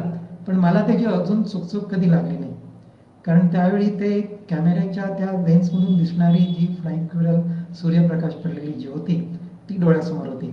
आणि मग त्यानंतर त्या फ्लाइंग स्क्विरलचं सगळं जीवनचक्र हे आम्हाला नंतर समजत आणि उमजत गेलं. माझी भटकंती त्यानंतर पुष्कळ सुरू झाली. अनेक अभयारण्यात आणि राष्ट्रीय उद्यानात भारतातल्या अनेक ठिकाणी मी गेलो. त्यातले अनेक अनुभव आहेत, पक्ष्यांचे आहेत, प्राण्यांचे आहेत. त्यातला कान्हा अभयारण्यातला अनुभव एक सांगण्यासारखा आहे. कान्हा अभयारण्य म्हणजे आपल्याला माहिती आहे की प्रोजेक्ट टायगरचं प्रसिद्ध अभयारण्य आहे. आणि त्यावेळी मला प्रोजेक्ट टायगरच्या स्टेरिंग कमिटीवर नेमलं होतं आणि त्यामुळे सर्वेक्षणासाठी आम्हाला तिथे पाठवण्यात आलं होतं. त्यामुळे कान्हा अभयारण्य अगदी आतून बाहेरून अगदी संपूर्ण नीटपणे पाहता आलं. आता वाघ हा तर तिथला प्रमुख प्राणी, पण इतके असंख्य तिथे इतर प्राणी आहेत. ते प्राणी जर तुम्ही पाहत राहिला तर वाघाकडे तुम्ही कदाचित पाहणार नाही, इतकं सुंदर तिथलं वन्यजीवन आहे. पण जेव्हा मी वाघ तिथे एका ठिकाणी आहे असं मला कळलं, त्यावेळी तिथल्या प्रोजेक्ट डायरेक्टरने आम्हाला ते बघायला नेलं. आम्ही नदीवरून होतो आणि त्यावेळी तिथे एका पाणवठ्याच्या ठिकाणी, नदीच्या ठिकाणी एक तो वाघीण बसलेली होती. आणि लक्षात आलं की ती वाघीण काहीशी जखमी झालेली होती. आणि मग नंतर लक्षात आलं दुर्बिणीतून बघताना की आणखी तिच्या पलीकडे दुसरा एक वाघ बसलेला आहे आणि तो वाघ सुद्धा खूप जखमी झालेला आहे. आणि मग त्या प्रोजेक्ट टायगरच्या डायरेक्टरने जे सांगितलं त्याप्रमाणे गेले जवळजवळ 3 दिवस हा वाघ आणि वाघीण यांचं अक्षरशः युद्ध चाललेलं आहे. आणि दोघांनी एकमेकांना खूप जखमी केलेलं आहे. आणि वाघीण इतकी अग्रेसिव्ह झालेली आहे की त्या वाघाला कदाचित ती मारूनही टाकेल असं मला भीती वाटते. पण आम्ही काही त्याच्यामध्ये पडत नाही. याचं कारण असं की त्या वाघिणीचे 3 बच्चे बाजूला आहे. आणि वाघिणीची जेव्हा बच्चे असतात आणि ती वाघिणीचे छोटे बच्चे असतात, ती सांभाळायला येतात. जसं आपल्याला सर्वांना माहिती आहे की मांजर कुलातलाच प्राणी आहे. आणि बच्चे झाल्यानंतर कधी कधी नर वाघ हा मादीशी पुन्हा समागम करायला येतो आणि त्यावेळी मादी त्याला नाकारते. आणि मादी जेव्हा त्याला नाकारते, कारण तिला आपल्या बच्चांना सांभाळायचं असतं, त्यावेळी ती मादी अतिशय अग्रेसिव्ह होते आणि त्याला धुडकावून लावते. पण वाघ कधी कधी अग्रेसिव्ह होतो आणि तो येतो पुन्हा मादीच्या अंगावर. असं ते मादीचं आणि नर आणि मादीचं युद्ध चाललं होतं. आणि त्या युद्धाचं आम्हाला ते दृश्य बघायला मिळालं. आणि माझ्या डोळ्यासमोर ते चित्र आहे की तो नर वाघ इतका जखमी झालेला होता की अक्षरशः त्या वाघिणीने त्याला कुरताडून टाकलेलं होतं. आम्ही नंतर बाहेर गेलो आणि नंतर मला काही दिवसांनी प्रोजेक्ट डायरेक्टरने कळवलं की तो नर वाघ जो होता तो मरण पावला, पण वाघीण आणि वाघिणीचे बच्चे मात्र सुखरूप आहेत आणि ते बच्चे मोठे झालेले आहेत. नंतर जंगलातलं जीवन हे असं असतं, आपण कधी क्रूर म्हणू शकतो, पण त्यांचं जे सर्व्हायव्हलचं जे एक इन्स्टिंक्ट असतं ते एक वेगळं असतं. मी दक्षिण भारतातल्या जी जंगलं आहेत तिथलं म्हणजे सर्वात अतिशय उत्कृष्ट असा जो मोठा बायोस्फिअर रिझर्व आहे तो म्हणजे बंदीपूर, मधुमलाई, नागरोळे आणि वायनाड. आणि इथे मी खूप भटकंती केली आणि त्यावेळी बऱ्याच वेळा आम्हाला तिथे पायी फिरायला मिळायचं. आणि मला आठवतं की एकदा आम्ही तिथे फिरत असताना एका नदीच्या काठी. आणि हे सुद्धा उदाहरण गमतीशीर आहे काहीसं, पण तरी सुद्धा सांगण्यासारखं आहे की आम्ही फिरत होतो आणि आमच्याकडे कॅमेरे होते आणि जात होतो. एका ठिकाणी नदी ओलांडायला छोटासा ओढा होता, तो ओलांडायला नदीवर एक असं झाड पडलेलं होतं आणि त्याच्यावरून कसरत करतच बॅलन्सिंग करत जायला लागायचं. पण आमच्या बरोबरचा जो सहकारी होता तो काही जायला तयार नव्हता. तो म्हणाला की मला पडायला लागलं, मी काही जात नाही. असं करत करत मग आम्ही मागे आलो आणि त्या किनाऱ्याने चालत होतो आणि त्या किनाऱ्याने चालता चालता आमच्या लक्षात आलं की काहीतरी वेगळं इथे आजूबाजूला घडतंय. आणि मग आम्हाला तिथे लक्षात आलं की तिथे बाजूला हत्तींचा एक कळप येतोय. आता जंगली हत्ती हे अतिशय धोकादायक असतात, हे आम्हाला सर्वांना माहिती होतं. आणि आता तर आपल्याला जर आपला जीव वाचवायचा असेल किंवा सुखरूप राहायचं असेल तर हा ओढा ओलांडून पलीकडे जायलाच पाहिजे. आणि आम्ही अक्षरशः जीव मुठीत धरून त्यावेळी धावत धावत त्या झाडाच्या उंडक्याकडे गेलो आणि आम्ही धावत धावत ती नदी ओलांडली. आणि मगाशी जो आमचा सहकारी नाकारत होता की मी पडेन, तो सहकारी सुद्धा भीतीने अगदी सहज धावत धावत तो उंडका ओलांडून आम्ही नदीच्या पलीकडे गेलो. आणि मग नदीच्या पलीकडे सुखरूप राहून मग आम्ही तो हत्तींचा कळप बाजूला पाहिला. गंमत अशी असते. आणि याच मधुमलाईच्या जंगलात असंच एकदा फिरत असताना काही अंतरावर अस्वल दिसलं. आणि तुम्हाला माहिती आहे अस्वल किती धोकादायक असतं ते. अनेक म्हणजे जंगलामध्ये कसं आपण आपल्याला वाचवायचं हे आपल्याला पुस्तकी ज्ञान असतं, पण समोर जेव्हा ते अस्वल येतं आणि अस्वल केव्हाही आपल्याला आता हल्ला करू शकेल हे कळतं, तेव्हा हे सगळं विसरलं जातं. मग त्यावेळी नुसतं मी बाजूला बसलो आणि आता हे अस्वल जाईल की नाही असं बघत बसलो. फोटो काढणं किंवा त्याला दुर्बिणीमधून बघणं हे सुद्धा बाजूला राहिलं. आणि ते अस्वल हळूहळू झाडावर हुंगत हुंगत हुंगत असं करत पलीकडे निघून गेलं. अस्वलाचे अनुभव एक धोकादायक असतात, कारण अस्वलांनी हल्ला केलेला, मी कान्हाच्याच अभयारण्यात अस्वलाने हल्ला केलेला एक आदिवासी पाहिलेला आहे. अक्षरशः त्याचा चेहरा संपूर्ण ओरबाडून काढलेला होता त्या अस्वलाने. अस्वल अतिशय धोकादायक असा प्राणी आहे, त्याच्या जवळ जाणं आपल्याला तर फारच धोकादायक असतं. जंगलात फिरताना या सगळ्या काळज्या घ्यायच्या असतात. आज आपण घेतो, त्यावेळी आम्हाला देत नव्हतं, पण मी एकदा नागरहोळला असंच आम्ही फिरायला गेलो होतो. त्यावेळी तिथल्या प्रोजेक्ट डायरेक्टरने आम्हाला खूप दाटलं होतं की तुम्ही इथे असं पायी फिरणं हे धोकादायक आहे आणि तुम्ही करू नका. आणि ते किती खरं आहे हे नंतर आम्हाला कळलं, कारण असाच एक परदेशी निसर्ग अभ्यासक नागरहोळला आला होता आणि तो हत्तीवरून फिरत होता. आणि तो हत्तीवरून फिरताना तो जंगलातच गेलेला होता आणि अचानक त्याला, तो निसर्ग अभ्यासकच होता त्यामुळे त्याला अचानक एक फुलपाखरू दिसलं. आणि ते फुलपाखराचं म्हणजे त्याला आकर्षण होतं, नवीन फुलपाखरू त्याला दिसलं म्हणून त्याने हत्तीवरून खाली उतरला. तो अगदी सर्वांना इन्स्ट्रक्शन दिलेल्या होत्या की जंगलामध्ये तुम्ही पायी उतरायचं नाही, फिरायचं नाही. पण त्या निसर्ग अभ्यासक होता तो खाली उतरला त्या फुलपाखरू बघायला. आणि तो त्या फुलपाखराच्या मागे थोडासा जात होता आणि कुठून तरी वाघ आला आणि त्या वाघाने त्याच्यावर झडप घातली आणि तो बिचारा परदेशी निसर्ग अभ्यासक त्या नागरहोळच्या जंगलामध्ये मरण पावला. आपण कदाचित ऐकली असेल ही कहाणी. किती जंगलामधलं जीवन किती थरारक असतं आणि किती धोकादायक असतं हे अनुभव आपल्याला कदाचित समजू शकतील. अशाच एक अनुभव आम्हाला गोव्यातल्या मागोडच्या जंगलामध्ये, मॉलेनच्या जंगलामध्ये आला. आणि तो वेगळा होता की आपल्याला वेगवेगळे निसर्गातले कधी प्राणी दिसतात, कधी पक्षी दिसतात, कधी कीटक दिसतात. मी फुलपाखरांचं आता वर्णन केलं. कधी आपल्याला सरडे दिसतात, कधी बेडूक दिसतात. पण मॉलेनच्या जंगलामध्ये आम्ही उन्हाळ्याच्या शेवटाला जेव्हा गेलो, तिथे रात्री आम्ही सहज संध्याकाळी फिरायला गेलो आणि मॉलेनचं ते जंगल अक्षरशः तिथे अख्ख्या वनामध्ये रोषणाई झालेली होती. आणि ती रोषणाई कसली होती, असंख्य लाखोनी काजवे तिथे चमचमत होते. त्यावेळी आमच्याकडे तशा प्रकारचे कॅमेरे नव्हते किंवा व्हिडिओ कॅमेरे नव्हते, पण ती रोषणाई जी आहे ती अजून डोळ्यासमोर येते. आणि आज अनेक ठिकाणी काजवे महोत्सव केले जातात. हे काजव्यांचं जीवन जे आहे ते सुद्धा, म्हणजे मला लहानपणीचा ओढावड्यातला काजवा, आम्ही त्याचे बल्ब बनवायचा तो प्रयत्न तो आठवतो. आणि मग नर काजवा कसा असतो आणि मग मादी काजवे कसे असते आणि मग नर लार्वा कसे असते हे त्यांचं जीवनचक्र नंतर समजलं. आणि मग हे एक वेगळंच कीटकांचं जीवन आपल्या समोर आलं. मागोडमध्ये आम्ही जेव्हा फिरत होतो, जेव्हा तिथे रेने अभ्यास करत होती, त्यावेळी एकदा एक रेनेचे गाईड अमेरिकेहून आले होते, टेड फ्लेमिंग. टेड फ्लेमिंग हे वटवाघळांचा अभ्यास करायचे आणि मागोडच्या जंगलामध्ये तिथे एक झरा आहे आणि त्या झरामध्ये त्यांची निश्चित खात्री होती की इथे भरपूर वटवाघळं असतील.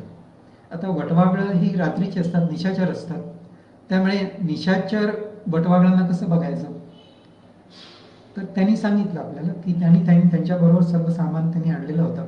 मग आम्ही संध्याकाळ झाल्यावर त्या नदीच्या किनाऱ्यामध्ये जसं पक्षी अभ्यासासाठी रिंगिंगसाठी आपण जाळी लावतो, तशीच जाळी त्या नदीच्या प्रवाहाच्या मध्ये आम्ही ती संध्याकाळी लावली आणि मग आम्ही तिथे थांबलो.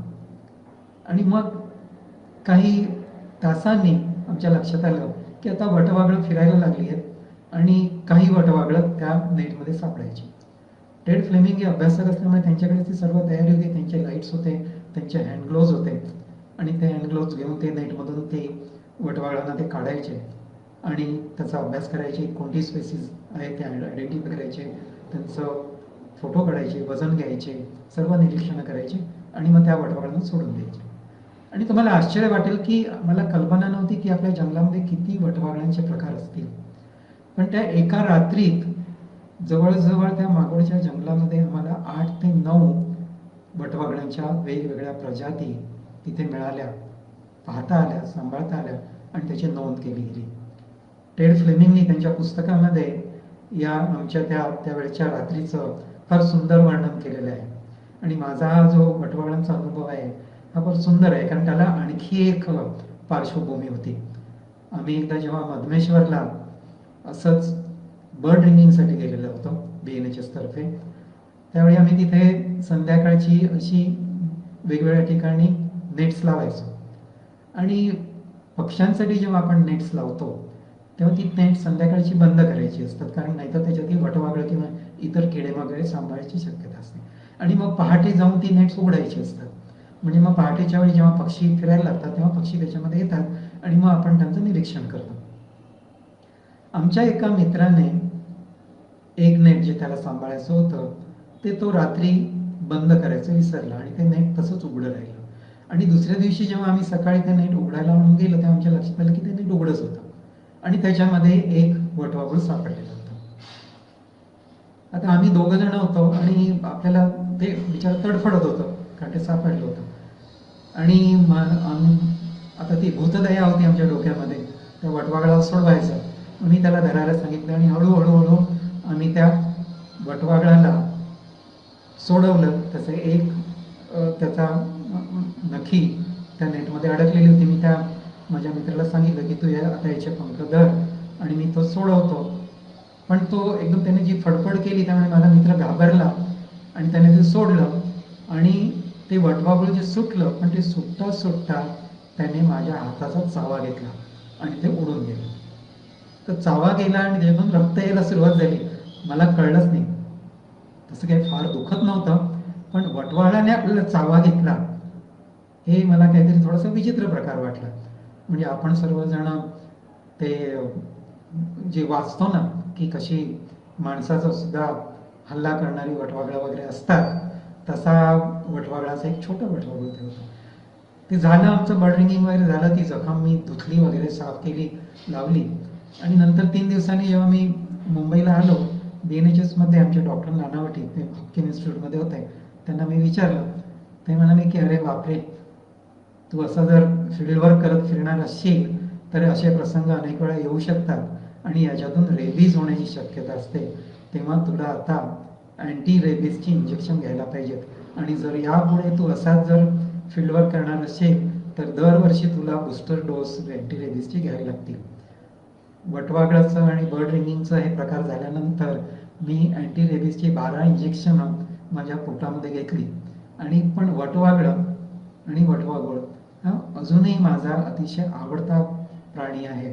आजही आमच्या बँगलोरच्या घरामध्ये आमच्या इथल्या झाडांवर वटवाघळे येतात आणि आम्ही त्यांचं निरीक्षण सतत करत असतो. आमचे मित्र आहेत. ॲक्च्युली माझ्या बेडवर आम्ही छोटी वटवाघळाची प्रतिकृती सुद्धा ठेवलेली आहे.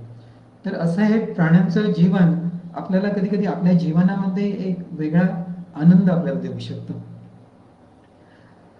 मी गुजरातमध्ये सौराष्ट्रामध्ये आम्ही फिरलो आणि सौराष्ट्राच्या ज्या कच्छचं जे जंगल आहे आणि तिथला आपण गिरला जातो. गिरलाचे सिंह आपण अनेक वेळा पाहिलेले आहेत. बऱ्याच वेळा त्याचे आडसावलेले सिंह दिसतात आणि फार असे आपल्याला काही ते पाहावे असे वाटत नाही, पण ते दिसतात. पण तिथे जेव्हा कच्छच्या रणामध्ये जेव्हा तुम्ही वाईल्ड ॲसेस पाहता, ती वाईल्ड ॲस जेव्हा तुम्ही पाहता आणि मग ती त्यांचं जे काय एक वेगळं धावणं असतं आणि त्यांचं सौंदर्य असतं आणि किती तुम्ही फोटो काढायला जीपमधून कशामधून धावलात तर तुम्ही काही त्यांचा समोरून फोटो घेऊ शकत नाही. सतत पाठपुरावाच करावा लागतो. आणि हे वाईल्ड ॲसचं जंगल आणि ही जी ॲसेस आहेत म्हणजे आपल्याकडे कच्छच्या रणामधली ही गाढवं आहेत आणि लडाखला हाय अल्टिट्यूड गाढवं आहेत.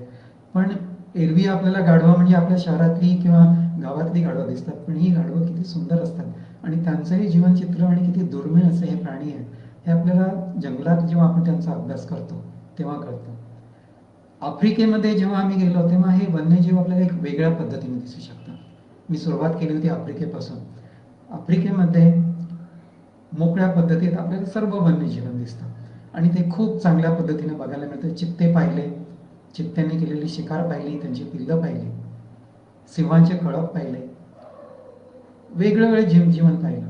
त्यानंतर ब्राझील आणि पेरूमध्ये ॲमेझॉनच्या जंगलामध्ये आम्ही फिरलो आणि तिथलं जंगलातलं जीवन पाहिलं आणि ते एक वेगळंच म्हणजे तिथे पक्षी आहेत, हमिंग बर्ड्स आहेत, मोठे मोठे प्राणी आहेत, जगवार्स आहेत, टेपर्स आहेत. हे सर्व तिथे आपल्याला फार सुंदर पद्धतीने पाहण्याची तिथे व्यवस्था केलेली आहे. कधी कधी असं वाटतं की आफ्रिकेतलं वन्यजीवन आपल्याला पाहता सहज मिळतं. ॲमेझॉनमधलं पाहायला थोडेसे श्रम घ्यावे लागतात, एक्सप्लोअर करायला लागतं. हे सगळं पाहिल्यानंतर मला असं वाटतं की भारतात आपण जे एक्सप्लोअर करतो ते जास्त एक्साइटिंग आहे, कारण तिथे आपल्याला सहजासहजी बघायला मिळत नाही.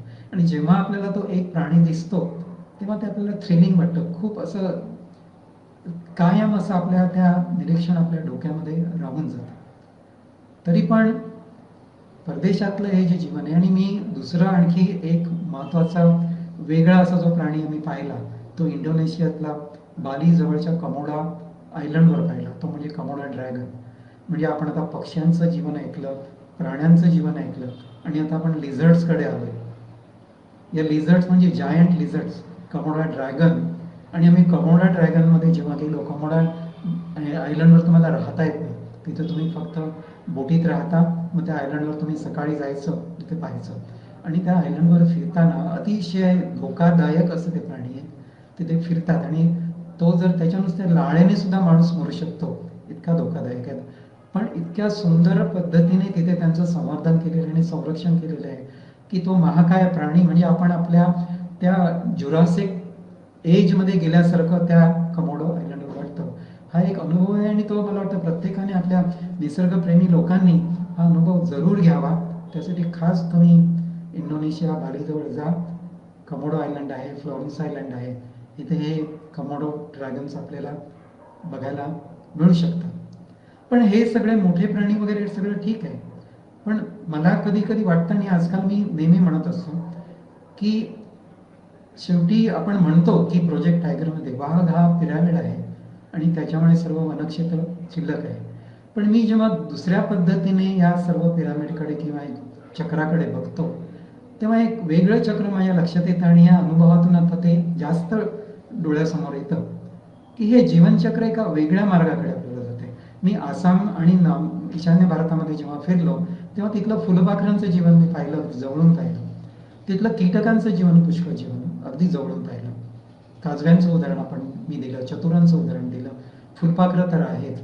वास पाहिजे. मी वासचा म्हणजे वासने मला चावा घेतलेला आहे. एखाद्या त्यांचं नेसचं घेतलं त्यांना अक्षरशः माझ्या डोक्यावर त्यांनी हल्ला केला होता.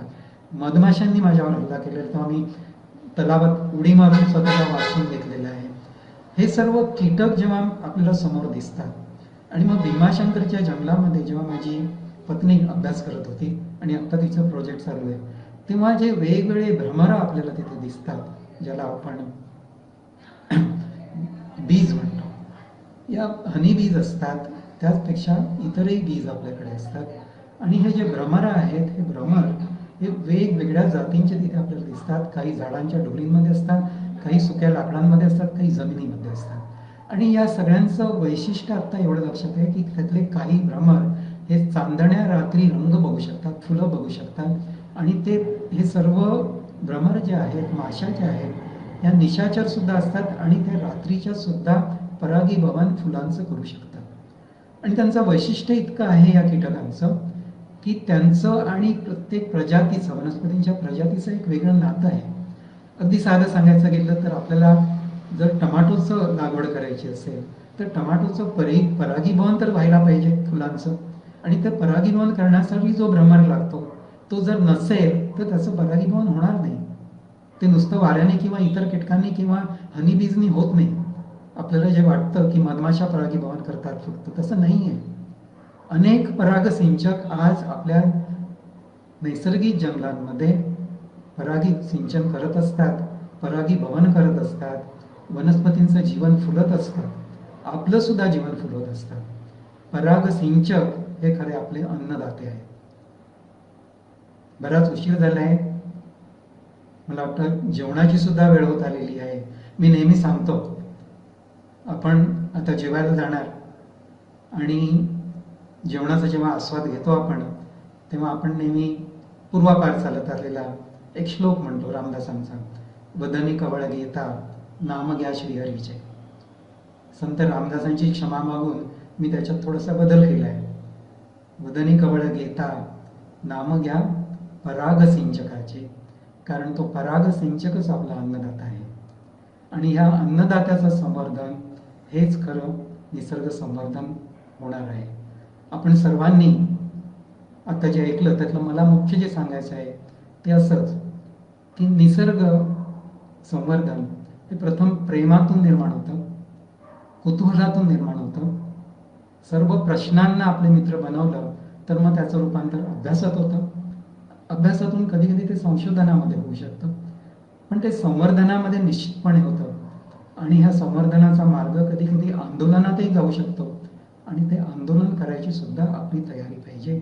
आणि आपण सर्वजण या प्रक्रियेमध्ये सहभागी असणार याची मला खात्री आहे, कारण या वन्यजीवन सप्ताहामध्ये हेच आपलं ध्येय आहे, हेच आपलं उद्दिष्ट आहे.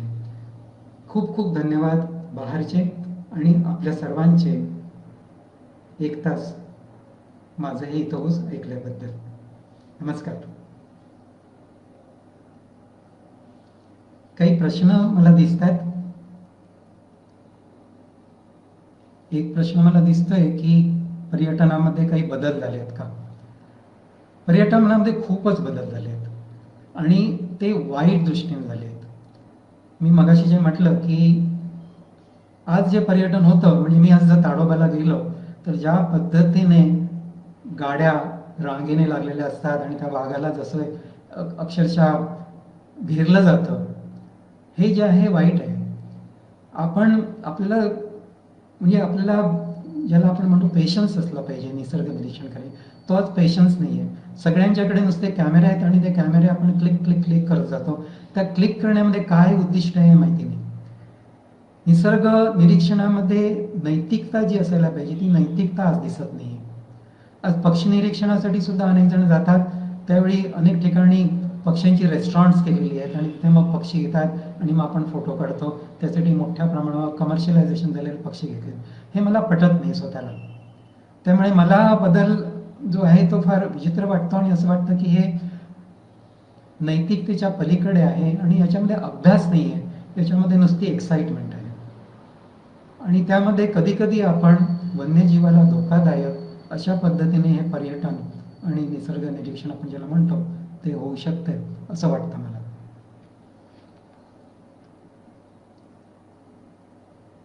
मी बघतोय आणखी काही प्रश्न आहेत का?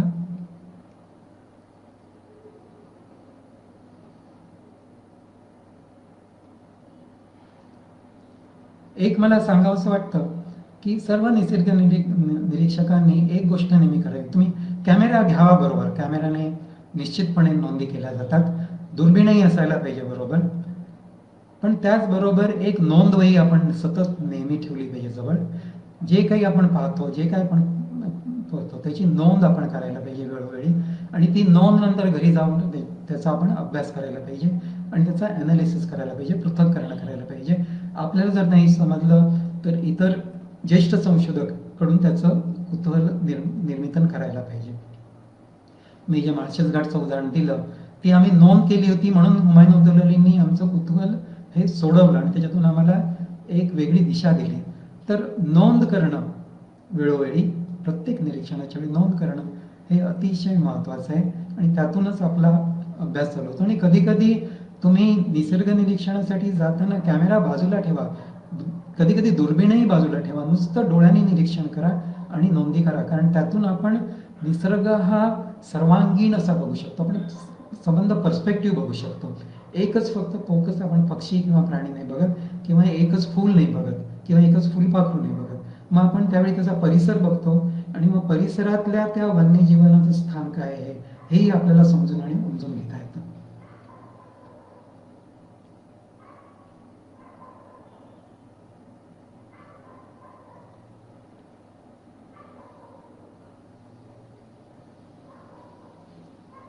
एक प्रश्न आहे, निसर्ग अनुभव घेताना कायद्याची आडकाठी कधी आली का?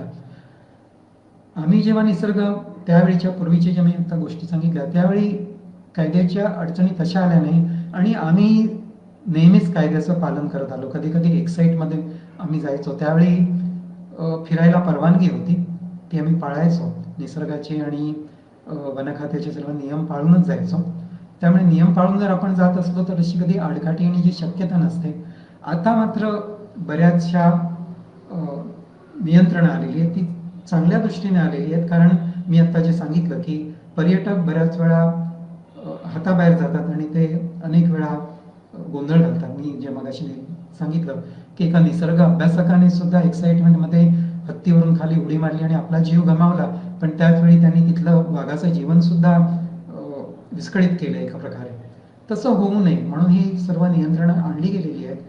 त्यामध्ये कदाचित अमॅच्युअर पक्षी निसर्ग निरीक्षणाला त्रास होत असेल, पण आपण परवानगी घेऊन जर गेलो आणि निश्चितपणे जर व्यवस्थित सर्व परवानग्या घेऊन आणि बरोबर वनसंवर्धकांना घेऊन गेलो तर आपल्याला निश्चितपणे जंगल परिसरामध्ये भाग घेता येईल. पण त्यापेक्षा मी असं म्हणेन की निसर्ग निरीक्षण हे फक्त जंगल परिसरातच होतं असं नाही, आज शहरामध्ये सुद्धा आपण सुंदर निसर्ग निरीक्षण करू शकतो.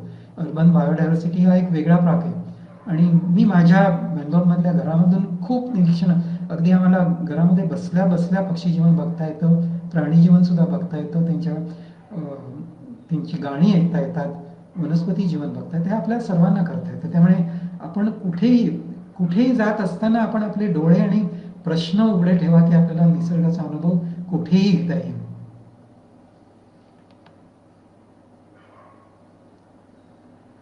सर्वांना धन्यवाद. तर भारतर्फे आता आपण आटोपतं घेऊया. खूप खूप धन्यवाद सर्वांना.